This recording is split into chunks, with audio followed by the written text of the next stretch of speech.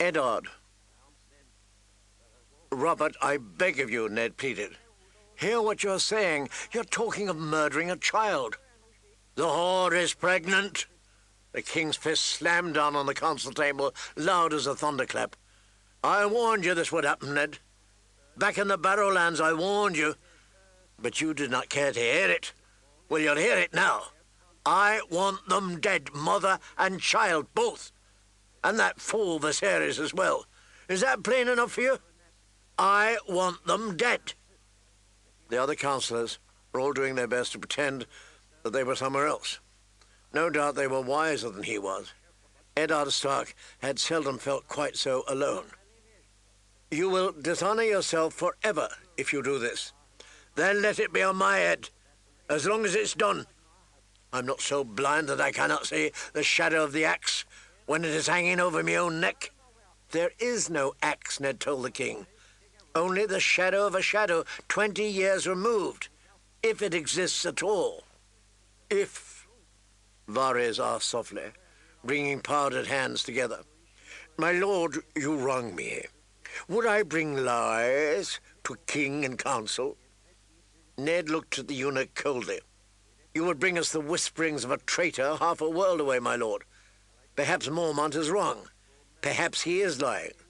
Sir Jorah would not dare deceive me, Varys said with a sly smile. Rely on it, my lord. The princess is with child. So you say. If you are wrong, we need not fear. If the girl miscarries, we need not fear. If she births a daughter in place of a son, we need not fear. If the babe dies in infancy, we need not fear. But if it is a boy, Robert insisted, if he lives, the narrow sea would still lie between us. I shall fear the Dothraki the day they teach the horses to run on water. The king took a swallow of wine and glowered at Ned across the council table. So, you would counsel me to do nothing until the dragon spawn has landed his army on my shores, is that it? This dragon spawn is in his mother's belly, Ned said. Even Aegon did no conquering until after he was weaned. Gods, you are stubborn as an oryx, Stark. The king looked around the council table. Have the rest of you mislaid your tongues? Will no one talk sense to this frozen-faced fool? Varys gave the king an unctuous smile and laid a soft hand on Ned's sleeve. I understand your qualms, Lord Eddard, truly I do. It gave me no joy to bring this grievous news to council. It is a terrible thing we contemplate, a vile thing. Yet we who presume to rule must do vile things for the good of the realm, however much it pains us. Lord Renly shrugged. The matter seems simple enough to me. We ought to have had Viserys and his sister killed years ago, but His Grace, my brother, made the mistake of listening to Jon Arryn. Mercy is never a mistake, Lord Renly, Ned replied. On the Trident, Sir Barristan here cut down a dozen good men, Robert's friends and mine.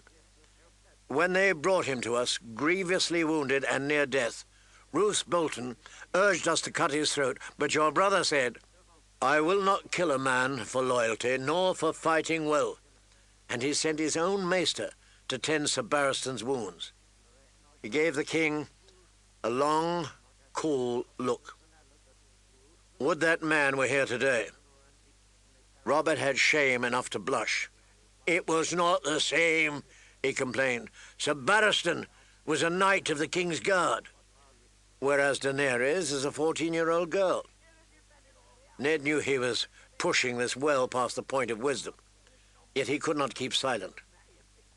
Robert, I ask you, what did we rise against Aerys Targaryen for, if not to put an end to the murder of children? To put an end to Targaryens, the king growled. Your Grace, I never knew you to fear Rhaegar. Ned fought to keep his scorn out of his voice and failed. Have the years so unmanned you that you tremble at the shadow of an unborn child? Robert purpled. No more, Ned, he warned, pointing. Not another word. Have you forgotten who is king here? No, Your Grace, Ned replied. Have you? Enough, the king bellowed. I'm sick of talk. I'll be done with this, or be damned. What say you all? She must be killed, Lord Renly declared. We have no choice, murmured Varys. Sadly, sadly.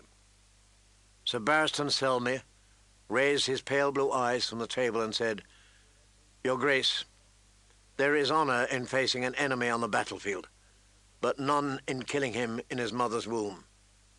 Forgive me, but I must stand with Lord Eddard. Grand Maester Pycelle cleared his throat, a process that seemed to take some minutes. My order serves the realm, not the ruler. Once I counselled King Aerys as loyally as I counsel King Robert now, so I bear this girl-child of his no ill will. Yet I ask you this, should war come again, how many soldiers will die? How many towns will be burnt? How many children will be ripped from their mothers to perish on the end of a spear? He stroked his luxuriant white beard, infinitely sad, infinitely weary.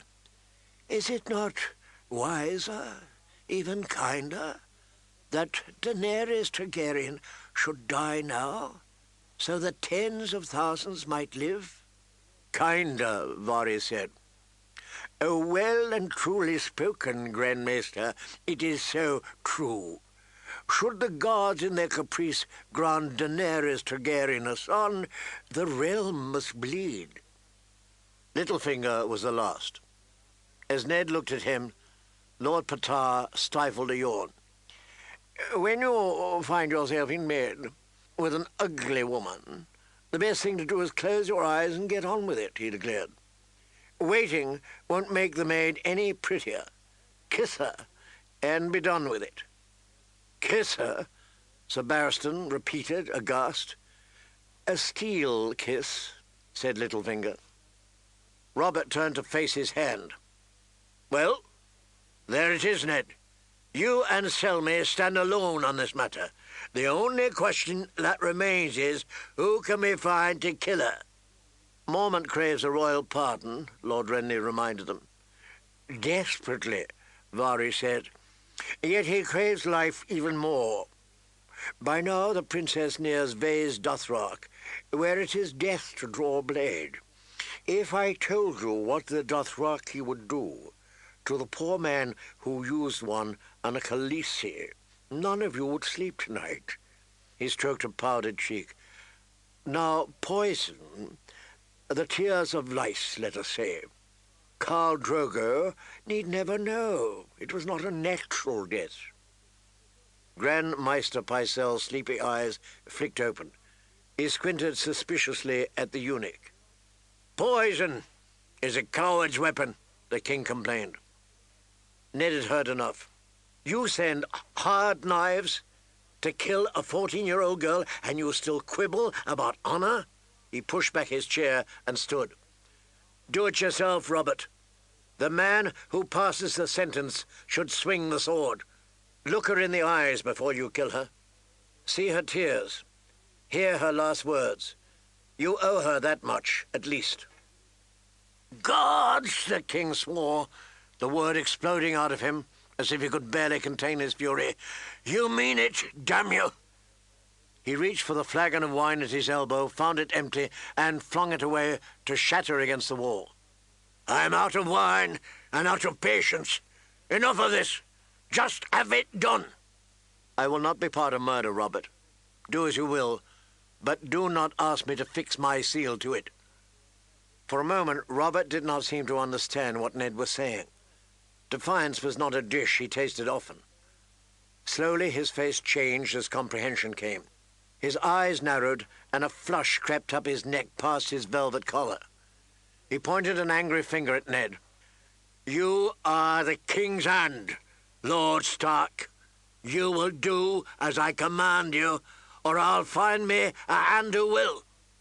I wish him every success. Ned unfastened the heavy clasp that clutched at the folds of his cloak, the ornate silver hand that was his badge of office. He laid it on the table in front of the king, saddened by the memory of the man who had pinned it on him, the friend he had loved. "I thought you a better man than this, Robert. I thought we had made a nobler king." Robert's face was purple. "Out!" he croaked, choking on his rage. "Out, damn you! I've done with you. What are you waiting for? Go run back to Winterfell and make certain I never look on your face again, or I swear I'll have your head on a spike." Ned bowed and turned on his heel without another word. He could feel Robert's eyes on his back. As he strode from the council chambers, the discussion resumed with scarcely a pause. "On Bravos there is a society called the Faceless Men," Grand Maester Pycelle offered. "Do you have any idea how costly they are?" Littlefinger complained. "You could hire an army of common sellswords for half the price, and that's for a merchant. I don't dare think what they might ask for a princess." The closing of the door behind him silenced their voices. Sir Boris Blount was stationed outside the chamber, wearing the long white cloak and armour of the King's Guard. He gave Ned a quick, curious glance from the corner of his eye, but asked no questions. The day felt heavy and oppressive as he crossed the bailey back to the Tower of the Hand. He could feel the threat of rain in the air. Ned would have welcomed it. It might have made him feel a trifle less unclean. When he reached his solar, he summoned VIII Poole.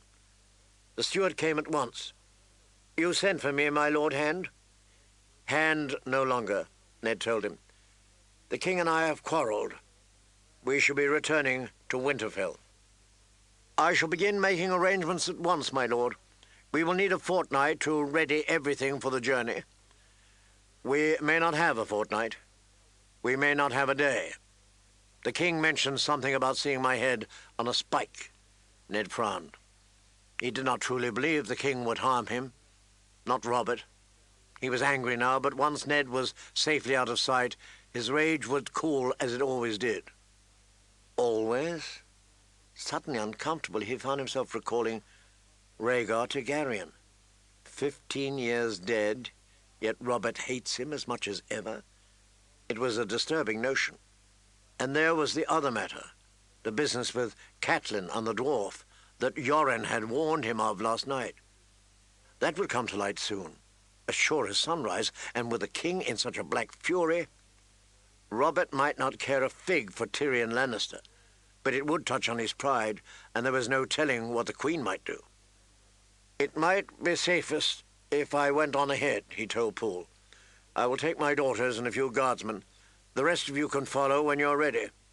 Inform Jory, but tell no one else, and do nothing until the girls and I have gone. The castle is full of eyes and ears, and I would rather my plans were not known." "As you command, my lord." When he had gone, Eddard Stark went to the window and sat brooding. Robert had left him no choice that he could see. He ought to thank him. It would be good to return to Winterfell. He ought never to have left. His sons were waiting there. Perhaps he and Catelyn would make a new son together when he returned. They were not so old yet. And of late he had often found himself dreaming of snow, of the deep quiet of the Wolf's Wood at night. And yet the thought of leaving angered him as well. So much was still undone. Robert and his council of cravens and flatterers would beggar the realm if left unchecked, or worse, sell it to the Lannisters in payment of their loans. And the truth of Jon Arryn's death still eluded him. Oh, he had found a few pieces, enough to convince himself that Jon had indeed been murdered, but that was no more than the spoor of an animal on the forest floor. He had not sighted the beast itself, though he sensed it was there, lurking, hidden, treacherous. It struck him suddenly that he might return to Winterfell by sea. Ned was no sailor, and ordinarily he would have preferred the King's Road, but if he took a ship, he could stop at Dragonstone and speak with Stannis Baratheon. Pycelle had sent a raven off across the water with a polite letter from Ned requesting Lord Stannis to return to his seat on the small council. As yet there had been no reply, But the silence only deepened his suspicions. Lord Stannis shared the secret John Arryn had died for. He was certain of it. The truth he sought might well be waiting for him on the ancient island fortress of House Targaryen. And when you have it, what then? Some secrets are safer kept hidden. Some secrets are too dangerous to share, even with those you love and trust. Ned slid the dagger that Catelyn had brought him out of the sheath on his belt. The imp's knife. Why would the dwarf want Bran dead? To silence him, surely. Another secret. Or only a different strand of the same web. Could Robert be part of it? He would not have thought so, but once he would not have thought Robert could command the murder of women and children either. Catelyn had tried to warn him. You knew the man, she had said. The king is a stranger to you. The sooner he was quit of King's Landing, the better. If there was a ship sailing north on the morrow, it would be well to be on it. He summoned VIII Poole again, and sent him to the dock to make inquiries, quietly but quickly. Find me a fast ship with a skilled captain, he told the steward. I care nothing for the size of its cabins or the quality of its appointments, so long as it is swift and safe. I wish to leave at once. Poole had no sooner taken his leave than Tomard announced a visitor. Lord Baelish to see you, my lord.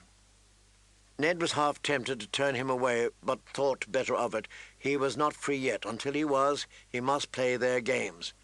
Show him in, Tom. Lord Pattaya sauntered into the solar as if nothing had gone amiss that morning.